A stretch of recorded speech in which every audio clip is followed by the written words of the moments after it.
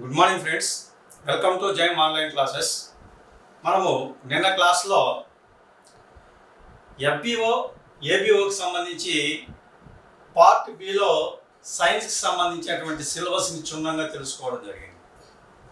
అయితే ఈరోజు క్లాస్లో మనం ఈ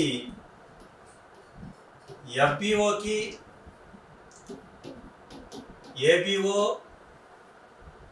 మరియు ఎఫ్ఎస్ఓకి సిలబస్లో ఏం తేడా ఉంది, ఎఫ్ఎస్ఓకి ఉన్నటువంటి సిలబస్ ఏంటి అనే అంశాలపైన ఈరోజు మనం వీడియో చేయడం జరుగుతుంది.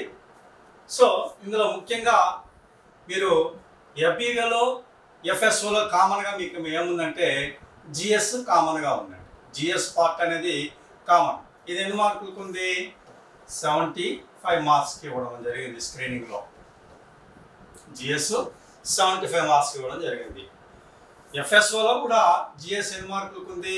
75. కాబట్టి ఈ ఏబిఓకి ఎఫ్బిఓకి ఎఫ్ఎస్ఓకి ప్రిపేర్ అయ్యే వాళ్ళు ఎవరైనా కామన్గా ప్రిపేర్ అయ్యే వాళ్ళు జిఎస్ అందరికీ కామన్. ఈ విషయాన్ని గుర్తుపెట్టుకోవాలి. తర్వాత ఇక్కడ ఎఫ్బిఓకి మరి ఎఫ్ఎస్ఓకి సిలబస్లో తేడా ఏముందంటే పార్ట్ బిలో తేడా వచ్చిందండి. పార్ట్ బిలో ఉన్న తేడా ఏంటి అంటే ఏబిఓ మరియు ఎఫ్బిఓలకి పార్ట్ బిలో జనరల్ సైన్స్ పెట్టడం జరిగింది. నేను నిన్న క్లాస్లో ఈ సిలబస్ ఏంటి అనేటటువంటి విషయాన్ని మీకు వివరించడం జరిగింది.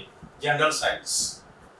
అదే ఎఫ్ఎస్ఓకి ఫారెస్ట్ సెక్షన్ ఆఫీసర్కి పార్ట్ బిలో జనరల్ ఫారెస్ట్రీ పెట్టడం జరిగింది. General forest. ఇది తేడా, సిలబస్లో ఉన్నటువంటి తేడా.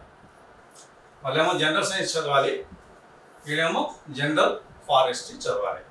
సో ఈ జనరల్ ఫారెస్ట్రీలోనే మీకు ఈ జనరల్ సైన్స్లో కొన్ని టచ్ అవుతాయి మీకు ఎఫ్ఎస్ఓ వాళ్ళకి. కాబట్టి వీళ్ళిద్దరూ ఏబిఓకి ఎఫ్బిఓకి కామన్గా ప్రిపేర్ అయ్యే వాళ్ళు ఏం చేయాలి? ఈ సిలబస్ ప్రిపేర్ అవుతూ ఎక్స్ట్రా ఏం చేయాలి? జనరల్ ఫారెస్ట్రీ చదువుకుంటే సరిపోతుంది. 3 ఎగ్జామ్స్ రాయొచ్చు. ఎవరైతే సైన్స్ గ్రాడ్యుయేట్ ఉన్నారో 3ంటికి అప్లై చేశారో వాళ్ళు. ఈ ఎగ్జామ్స్ కూడా ఎలా ఉంటాయంటే ఎఫ్బిఓ ఒకరోజు జరుగుతుంది, ఏబిఓ ఒకరోజు జరుగుతుంది, ఫారెస్ట్ సెక్షన్ ఆఫీసర్ ఒకరోజు జరుగుతుంది. కాబట్టి ఎగ్జామ్ రాయడానికి ఎలాంటి ఇబ్బంది లేదు. అభ్యర్థులు ఈ 3 పోస్టులకు కూడా అప్లై చేసుకొని రాయడానికి చాలా అవకాశం ఉంది. సో అభ్యర్థులకు నేను చెప్పుతున్నటువంటి విన్నపం ఏంటి అంటే ఇంకా నోటిఫికేషన్ రాలేదు కదా అనేటటువంటి అపోహలో చాలామంది ఉంటారు. కాబట్టి సిలబస్ మనకు అధికంగా ఉంది, మీరు ఈ సిలబస్ తక్కువ టైం ఉంది కాబట్టి మీరు ఈ సిలబస్ని ఇప్పటి నుంచే ప్రిపరేషన్ సాధించారు. ఎందుకంటే గవర్నమెంట్ ముందుగానే మనకి సిలబస్ని ఇవ్వడం జరిగింది. మనకి ఎగ్జామ్ నోటిఫికేషన్ ఇచ్చిన 2 నెలల్లోనూ 45 రోజుల్లోనూ 60 రోజుల్లోనూ ఎగ్జామ్ పెట్టడానికి అవకాశం ఉంది. కాబట్టి మీరు సిలబస్ ఇప్పటి నుంచే ప్రిపేర్ అయితే మీరు ఖచ్చితంగా ఎగ్జామ్ని క్రాక్ చేయడానికి అవకాశం ఉంటుంది. సో ఈ విషయాలు మనం ఇక్కడ గుర్తుంచుకోవాలి. తర్వాత ఫారెస్ట్, ఇందాక మీకు జనరల్ సైన్స్లో ఏమేమి చదవాలి అనేటువంటి విషయాలు నేను చెప్పాను. సో ఇప్పుడు మనకు ఈ ఫారెస్ట్ సెక్షన్ ఆఫీసర్స్ ఏం చదవాలి మనకంటే ఫస్ట్ జనరల్ స్టడీస్. నిన్న నేను ఏబిఓకి ఎఫ్బిఓకి చెప్పినటువంటి జనరల్ స్టడీస్ వీడియో మీరు చూసినట్లయితే ఈ జిఎస్లో ఏం చదవాలి అనే విషయాలు తెలిసిపోతాయి. మరి ఎక్స్ట్రాగా ఏం చదవాలి? ఈ ఎఫ్ఎస్ఓ వాళ్ళు మ్యాథమెటిక్స్ చదవాలి. మ్యాథ్స్. ఈ మ్యాథ్స్లో ఏమేమి ఇచ్చారు? ఒక పార్ట్ ఏమో అర్థమెటిక్ ఇచ్చాడు. ఇది అందరికీ కామన్. అర్థమెటిక్ అంటే ఎఫ్బిఓ ఏబిఓ ఎఫ్ఎస్ఓ అందరూ కూడా అర్థమెటిక్ చదవాలి.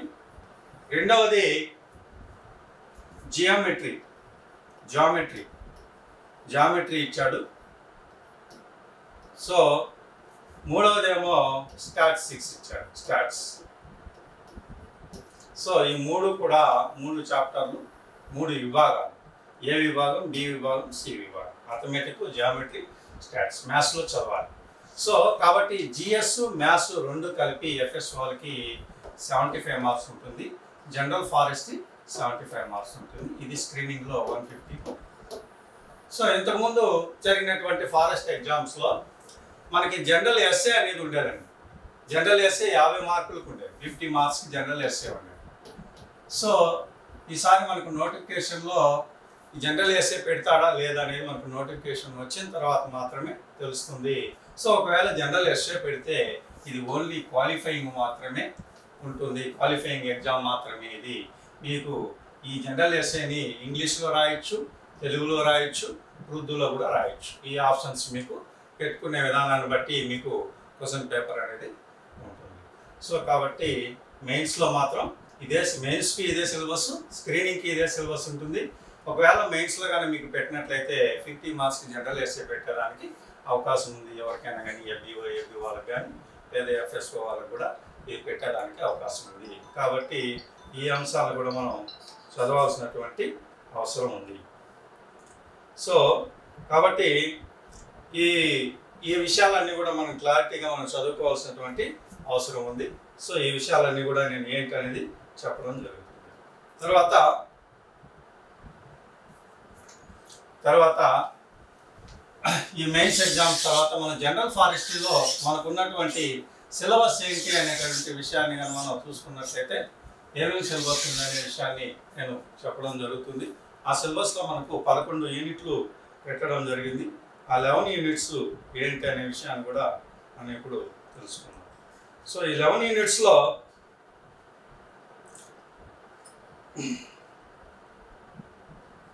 ప్లాంట్ సైన్స్, ఇది బాటనీకి సంబంధించినటువంటి చాప్టర్.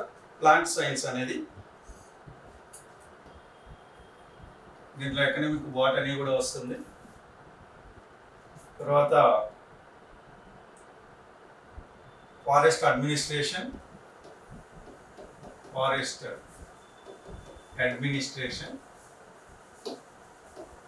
తర్వాత remote sensing, forest work plan,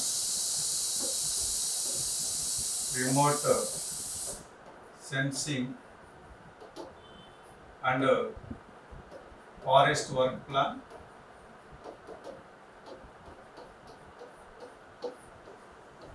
తర్వాత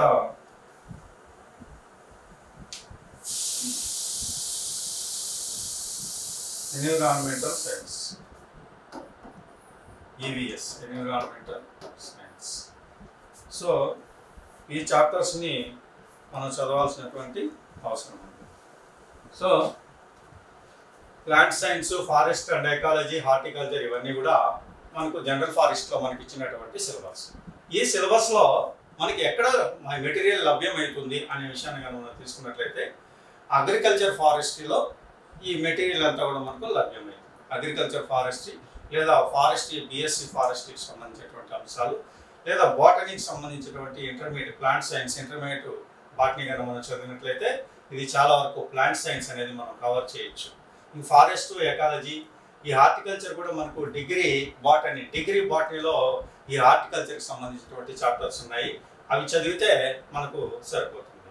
తర్వాత మిగతా వాటికన్నిటి కూడా నేను కొన్ని బుక్స్ మీకు సజెస్ట్ చేస్తాను.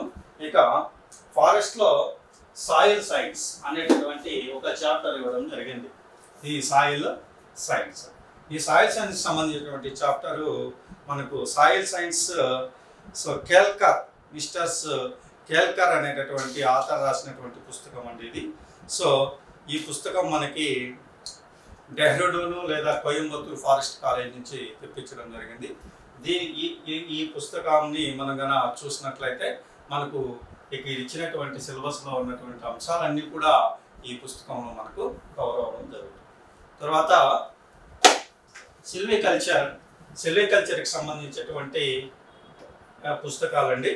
ఇవి కూడా మనకి రామ్ ప్రకాష్ అండ్ ఎల్ఎస్ ఖాన్ అనేటటువంటి వాళ్ళు. ఇది కూడా మనకి డెహ్రాడూన్.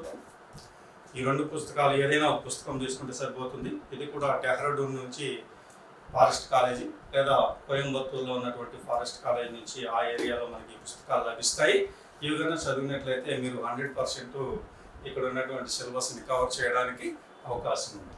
సో ఇది మీరు సిల్వికల్చర్లో చదవాల్సిన. ఇదే విధంగా మనకు ఇంకా కొన్ని బుక్స్ ఏమున్నాయంటే మనకి